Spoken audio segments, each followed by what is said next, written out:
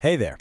We're all told to fix our so-called flaws, but what if I told you that your weirdest habits, yeah, the ones you might even try to hide, are actually signs of high intelligence? Today, we're going to explore why your quirks might just be your greatest strengths.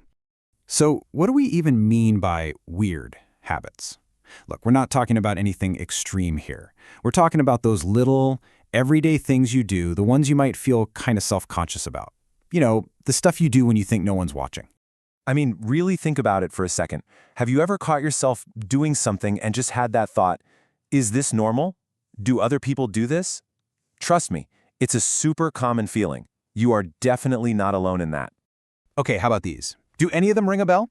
Talking to yourself when you're trying to figure something out? Being a total night owl? Getting stuck in that loop of overthinking everything? These are things so many of us do, and we often try to hide them or, fix them. Right. Society tends to label these habits as problems, doesn't it? Signs of anxiety or poor discipline or a lack of focus. We're told to get more sleep, be more decisive, maybe stop muttering to ourselves in public. But what if that advice is missing the entire point? To understand why, we need to look at an idea that kind of reframes everything. It's this concept of the nonconformist brain. It's a completely different way of looking at how some of our minds are wired. And that brings us to this term, cognitive nonconformity. Now, this isn't a disorder or anything like that. It's just a different way of processing the world. It suggests that for some brains, the normal, standard way of doing things just isn't stimulating enough. So the brain kind of creates its own unique habits to keep itself busy and engaged. I love this way of putting it. It's like most brains are running on the pre-installed software, right? But a cognitively nonconformist brain, it's in there constantly writing its own code, building custom apps to better suit its unique operating system. Okay, so with that idea in mind, let's circle back to those habits we mentioned before. We're going to take another look at them, but this time, not as flaws, but as potential features of a highly intelligent nonconformist mind.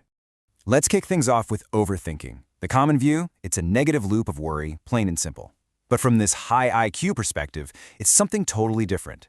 It's not just worrying, it's simulating.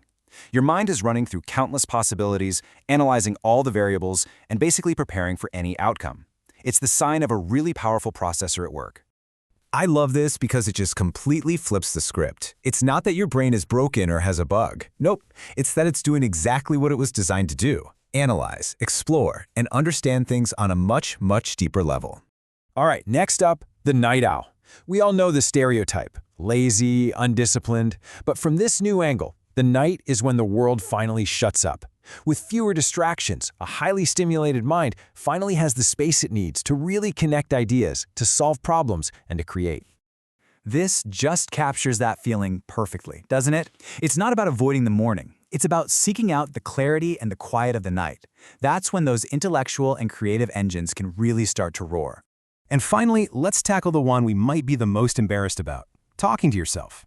We tend to think it means you're a bit strange or maybe losing it, but actually, research suggests it's an incredibly effective cognitive tool. When you speak your thoughts out loud, you give them structure. You turn these abstract ideas into concrete language that your brain can process way more clearly.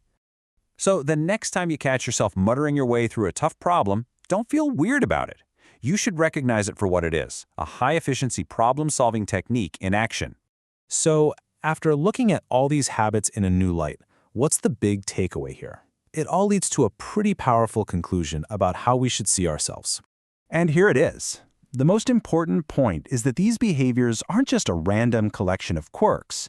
No, they're all interconnected parts of a system, a cognitive architecture built for deep processing and creative problem-solving. They're the brain's natural adaptation to its own high horsepower. And that is the central message.